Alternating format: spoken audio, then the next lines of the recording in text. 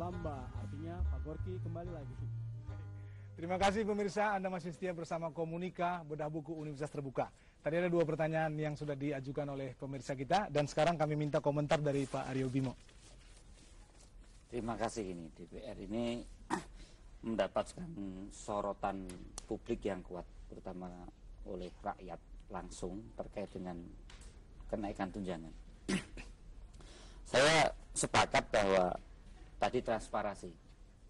Dulu kenaikan anggota DPR ini kan tidak pernah kelihatan, tapi sekarang ini ada kenaikan tunjangan DPR langsung disorot, kenaikan biaya kepresidenan, anggaran kepresidenan langsung disorot, juga kenaikan anggaran di Mahkamah Agung dan pejabat tinggi dan pejabat publik yang lainnya. Ini sesuatu hal yang positif untuk transparansi dalam era reformasi sekarang ini.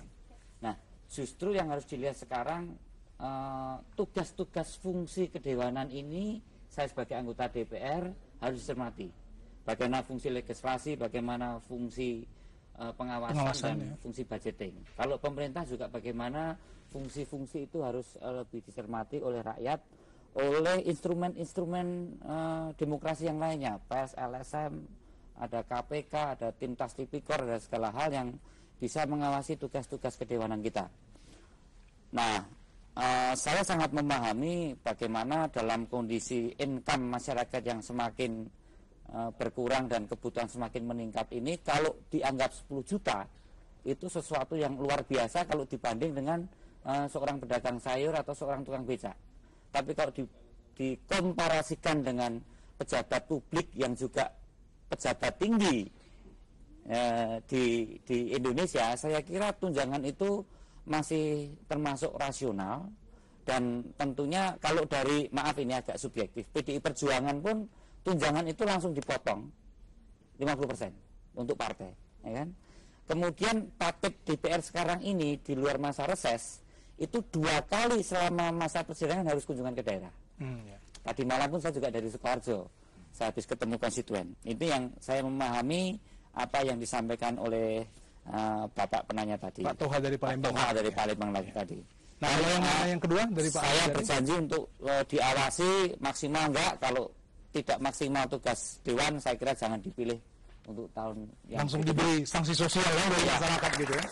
Tapi saya setuju Pak, orang itu boleh dibayar mahal sepanjang dia memenuhi kewajibannya. Yang repot ini dia dibayar murah tapi nggak ngerjain apa-apa, sama juga jeleknya kan begitu ya. Jadi sepakat itu. Dalam konteks ini memang seperti yang Bapak bilang, sanksi sosial dari masyarakat itu nanti yang membuat misalnya seorang dewan yang tidak melaksanakan tugas dengan baik tidak akan dipilih kembali. Yang kedua dari Pak Andi Samudra mengenai aturan atau perundang-undangan yang tegas tentang hal ini. Jadi begini ya, sehebat-hebatnya undang-undang, sebagus-bagusnya aturan yang kita buat, penegakan aturan ini tidak akan bisa tegak hanya dengan adanya aturan.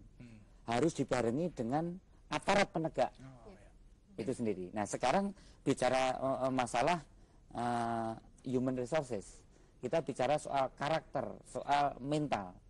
Nah, kalau di Indonesia itu harus dimulai dari unsur keteladanan. Nah, kalau di UT yang paling beri keteladanan itu siapa? Misalnya di birokrasi UT. Nah, kalau di Indonesia ya pejabat yang paling disorot itu presiden, kemudian gubernur, kemudian bupati, kemudian kepala dinas. Itu yang harus memberi unsur-unsur keteladanan. Walaupun di dalam sistem undang-undang nanti tetap harus ada yang namanya reward and punishment. Nah, ini kadang antara yang pejabat atau pegawai pemerintah yang masuk pagi, pulang malam, dengan yang datang siang, pulang agak sore, ini tidak ada satu ribu. Ini menarik, yang ada 3 saya kata kunci tadi, transparansi, kemudian punya akuntabilitas kalau bahasa yang lainnya begitu, sama sistem tadi. Kalau di Universitas Terbuka, Bu Dini, apa yang dipersiapkan oleh UT, nanti mungkin bisa dikaitkan dengan keteladanan dari pimpinan misalnya? Ya, mulai tahun 2004 ya, kita sudah mulai mencanangkan era Gelora Sinintas. Jadi itu artinya? Kita punya sistem jaminan kualitas. Ya. Tadi juga kita bicara tentang layanan kepada mahasiswa. Jadi itu juga dengan Sinintas itu kita berupaya menjamin bahwa layanan yang kita berikan kepada mahasiswa itu memang adil. Tadi Bapak juga sempat menyebutkan kata adil bagi pengguna jasa. Itu juga yang dilakukan oleh UT. Di dalam operasionalnya mungkin Pak Saiful Munir akan bisa Ini lebih banyak yang tadi cerita. yang terakhir itu Bu, di modul 3 itu kebetulan memang diberi judul pelayanan umum, hak dasar pemerataan dan keadilan sosial. Ya. Jadi itu udah punya sistem sendiri ya. Ya. Nah di daerah itu di konteks pelayanan yang merata dan adil tadi itu apa yang dilakukan Pak? Begini Pak Gorky, UPBJJ itu kan pelaksana dari kebijakan UT. Ya. Kami biasa mengatakan ada UPBJJ, ada UT pusat. Ya. Jadi kami di UPBJJ itu melaksanakan semua kegiatan UT pusat. Tidak ada satupun yang tidak kami laksanakan sesuai dengan aturan. Aturan di mana? Ya di Simintas itu. Gitu. Sistem jaminan kualitas. Isinya apa itu yang menyangkut transparansi misalnya? Semuanya Pak, semua hal itu sudah diatur sedemikian rupa. Gitu. Contoh misalnya tentang biaya pendidikan. Biaya pendidikan itu hanya 5 item di UT. Ya. Hanya beli formulir 60.000. Itu diberitahu ke masyarakat. Semua ditempel. Pak, semua kita tempel Pak. Ada Jadi tambahan lagi dari situ? Iya, kalau Pak Gorky datang mau jadi mahasiswa, calon mahasiswa, itu kadang ngelihat itu biaya pendidikan. Nggak ada calon. Nggak ada sama sekali. Gitu. Oke, biaya itu formulir ya. Formulir, Oke, kemudian administrasi pendaftaran. Iya. Kemudian diberitahu juga harganya berapa? ada 40.000 Pak. SPP 1 SKS itu 20.000. Ada tempel. Oke. Jadi Pak Gorky bisa menghitung sendiri. Oh, kalau saya ambil 20 SKS tambah ini hanya sekitar 500.000. Jadi mahasiswa setengah jam kita kita daftar, kita key in data Pak Gorky setengah jam jadi mahasiswa. Tanpa ada tambahan sama sekali, Pak.